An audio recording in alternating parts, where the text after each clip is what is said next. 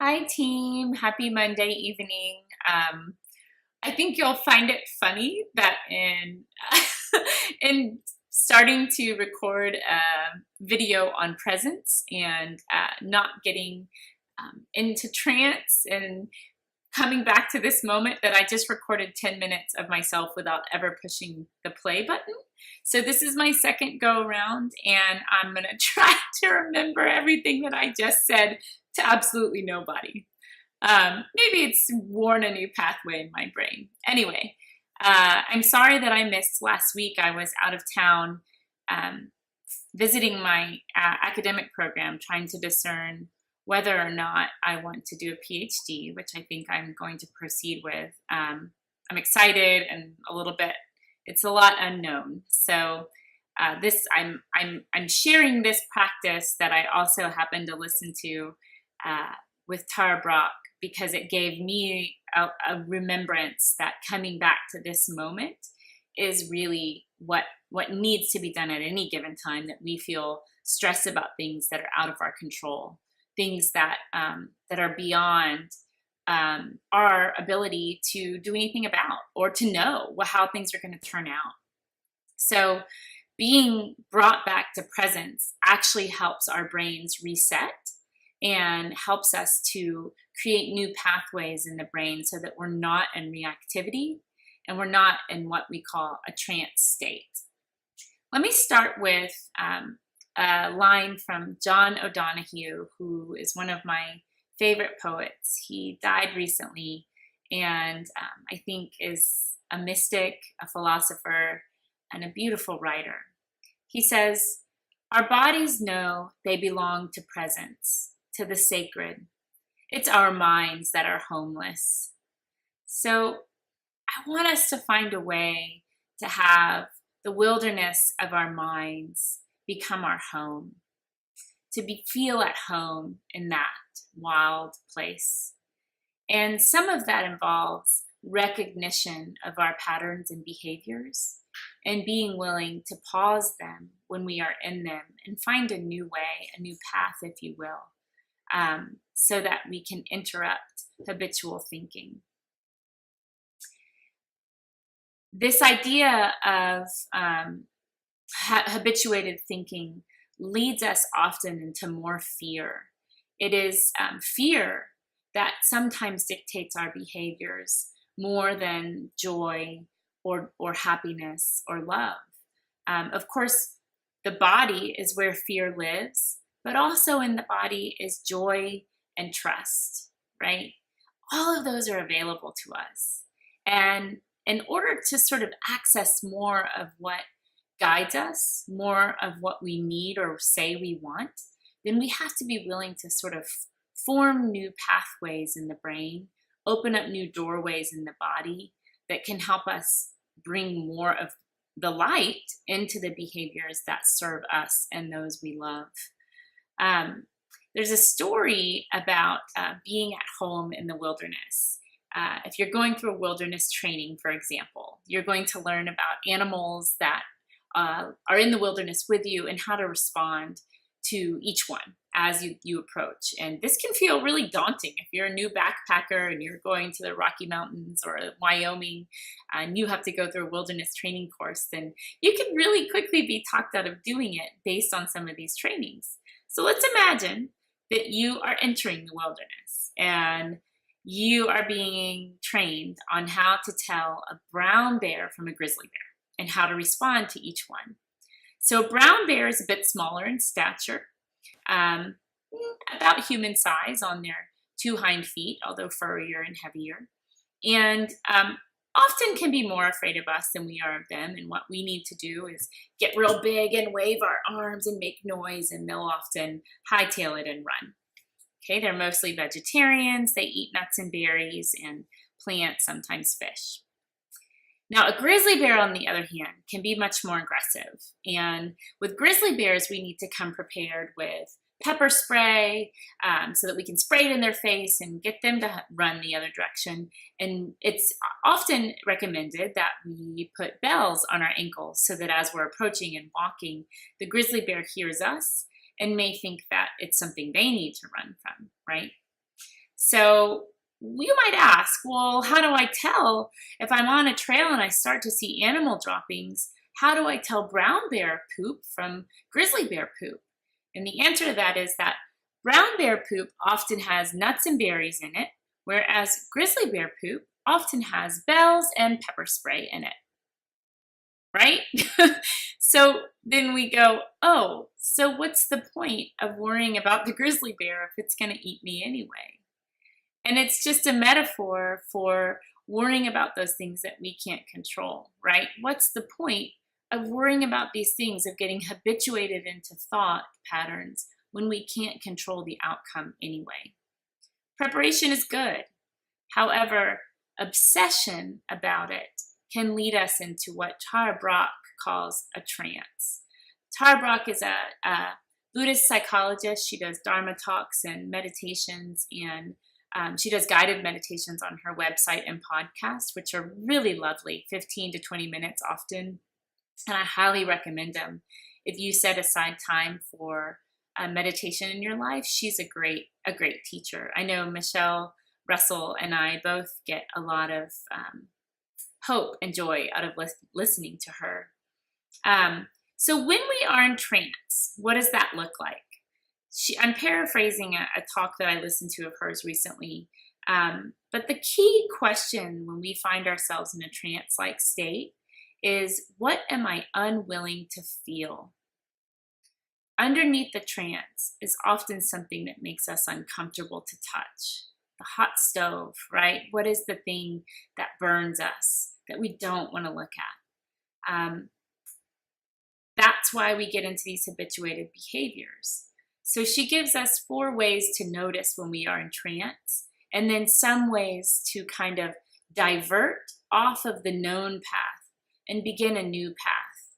We may end up back on the old path, but we're starting to recreate new ones, right? We're getting out of this cycle of what's called the crazy 8 thinking. When we're in crazy 8, we're going back and forth. We're looping back and forth to the same thought pattern. The goal is to interrupt that, to take a different tack, to try a different way, so that we're not doing the crazy 8 thinking.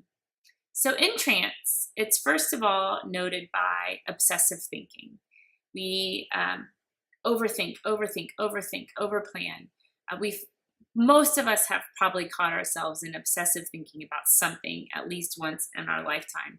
For having a crush on someone, or a project that's due, or trying to predict or control the outcome of something that most likely isn't in our control. In obsessive thinking, we're just invited to notice it, to just notice when we're doing it, name it, and then breathe some kindness into it. If we can do that, then we will have interrupted the trance. We will have interrupted the obsessive thinking and at least started a new pathway that takes us in a different direction. Again, even if we come right back to the old pathway, we will have interrupted it for just a few minutes. The second behavior of trance is judgment. When we find ourselves in judgment, judging others, blaming others for what's going on in our lives. It's not our responsibility, it's someone else's. That person was driving too fast or slammed on their brakes too hard, or whatnot, right? When we find ourselves in judgment, then it's a pretty clear indication that we're in a trance-like state, because we're not, again, looking at within to ask, what am I responsible for here? How am I contributing to this mess, right? It's like when we've slammed on our brakes and 20 cars pile up behind us and we blame the 20 cars behind us, but maybe we aren't taking responsibility for the fact that we didn't see the little old lady walking in front of us because we were in a trance thinking about something else, right? So this is breaking us out of judgment. Again, the little ways to break us out of judgment is just to notice it, to name it, and then to breathe kindness into it. The goal is not to stop judging. You're human. Welcome to the human world. You're gonna keep judging.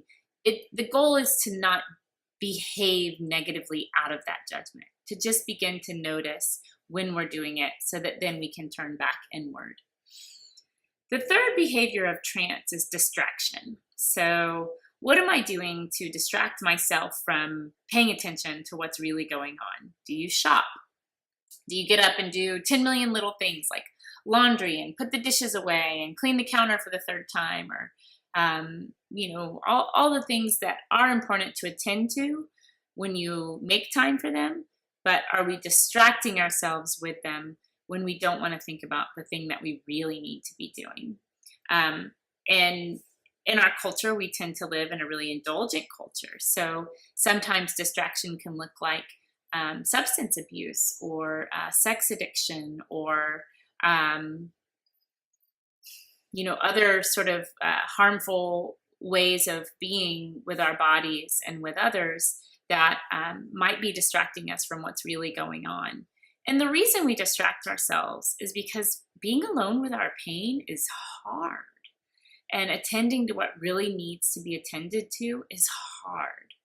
And so in a way, when we just begin to notice that we are distracting ourselves, we can even show gratitude to that distraction for keeping us safe and maybe even alive all these years, because they do serve a purpose and they do fulfill a need of protection.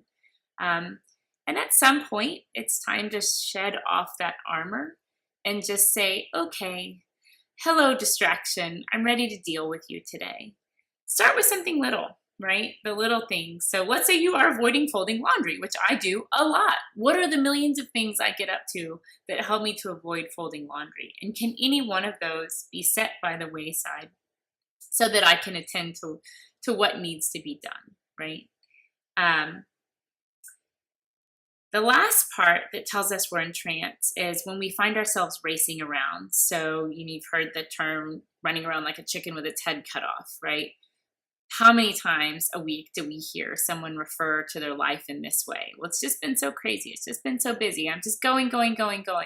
This is in many ways the Western, specifically American way to just keep running.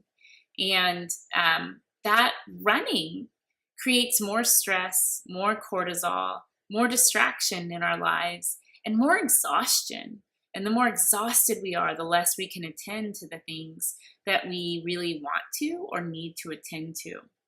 So racing around, again, it's not to judge yourself for racing around. So don't get caught up in the other 3 ways of being in trance and turn those towards yourself when you are racing around.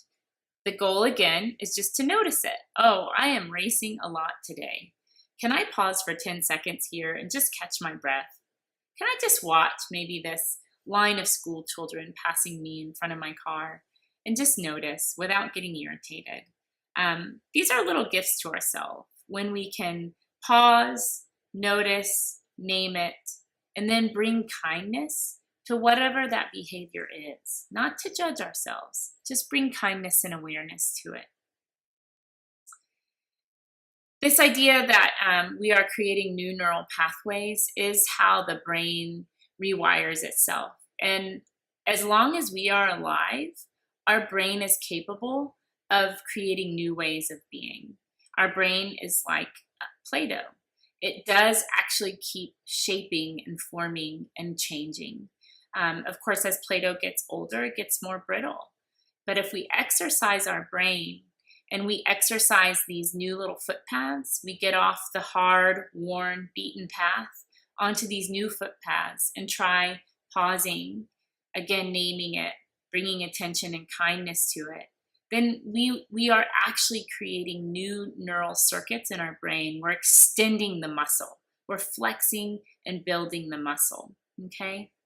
I'll close with a last quote by mystic poet Kabir. It says, "The God whom I love is inside." And what that means is that you have an inner light, you have an inner guide, and you have the wisdom teacher in you to be able to notice when you are in trance, when you are out of your mind or out of your body, and to bring yourself back to it, to pause, to notice, to name it, and then to bring kindness to it. This alone is a daily spiritual practice that we can turn to time and time and time again We can also help our students to stop, to notice, to name it, and to bring kindness to it. If we can mirror that for the kids in our lives, imagine what sort of strength it will bring them when they too learn that they're capable of that. This is all resilience training really is it's about helping kids to regulate, to learn that they have this tool on the inside, that they don't necessarily need it from the outside. They can build that muscle from the inside. We're just here to mirror that. So I hope that you have a great rest of the week. I hope that there's one thing that you can just bring attention to and notice when you're in trance, because the trance is what causes the suffering. And if we can start to liberate ourselves from these habituated suffering patterns, then we can find true freedom and peace. Have a great week. Hope you guys are, being kind to yourself and giving yourself time as the year comes to a close. You've done great work. And again, you're doing the work of heroes. So thanks.